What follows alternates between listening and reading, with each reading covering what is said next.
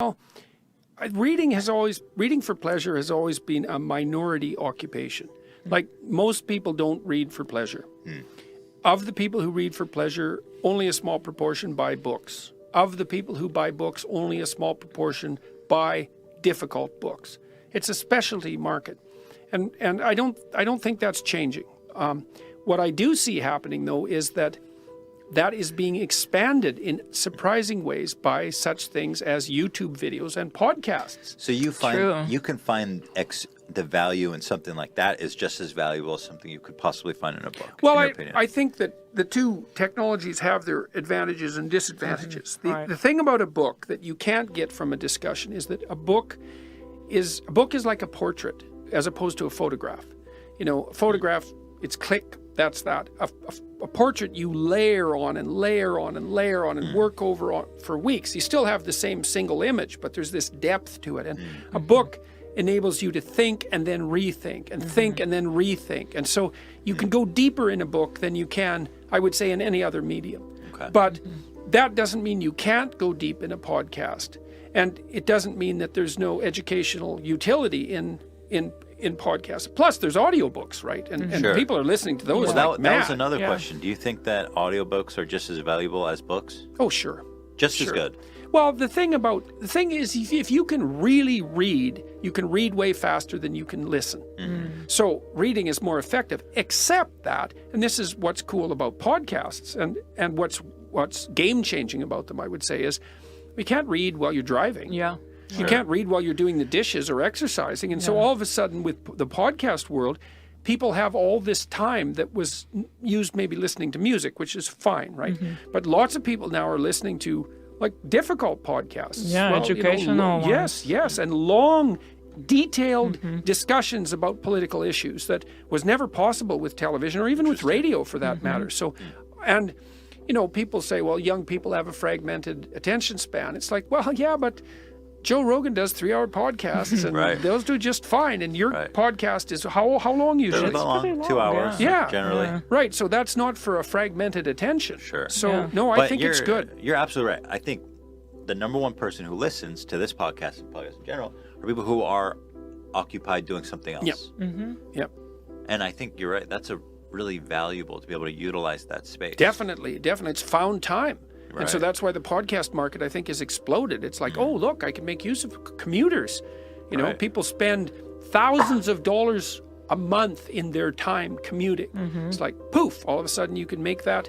You can take a university degree while you're commuting, essentially, you know, in terms of the knowledge that you can attain. So I'm not pessimistic about that at all. Now, human beings are very strange creatures, right? Because we're very malleable compared to most animals, you know, like grizzly bears now and grizzly bears 1,000 years ago. It's like, whatever. They're the same thing. They do the same thing. There's no transformation. But human beings, we have this massive brain. And, you know, it's a pain because it means you have to take care of human children until they're 40. And, and that's a big burden. And so, you know, we pay a big price for it. It also makes childbirth very difficult. And it's costly. You have to eat a lot because you have a big brain because it uses up a lot of energy. And so, you know, you pay a price for it. But the advantage is you're plastic. You can learn. Now, learning is a strange thing because you could think of it as just acquiring more information.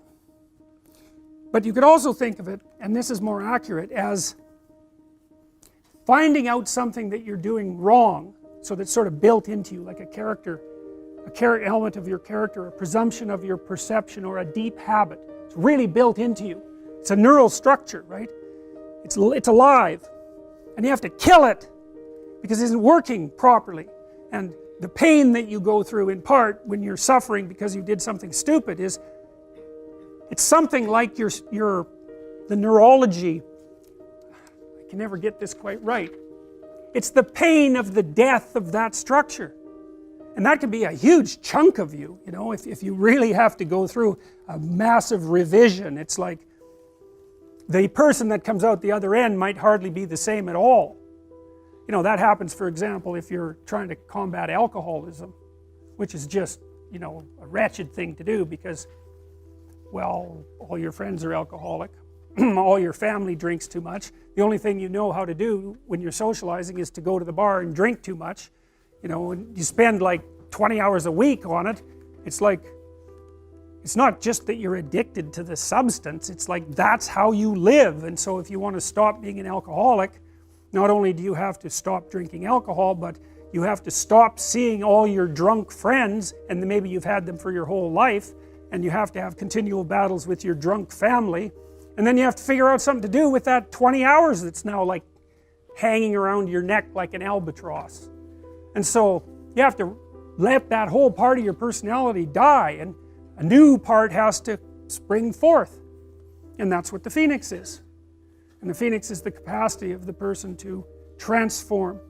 And so when Harry gets bit by the snake that freezes him, he gets seriously injured. The phoenix comes in, cries some tears in his wound. It repairs him. Bang! He's back to life. And the strange thing is that that's okay with all of the viewers. Now, why would that be? There's nothing about it that's rational. Nothing. Right? Magic castle? That's not rational. Giant snake underneath it? That's a little more rational. Turning you to stone, going down there to face it, being rejuvenated by a phoenix? It's like, yeah, that's okay. We'll watch that. We'll swallow it. We'll be completely engaged in it. And the reason for that is because it's a myth.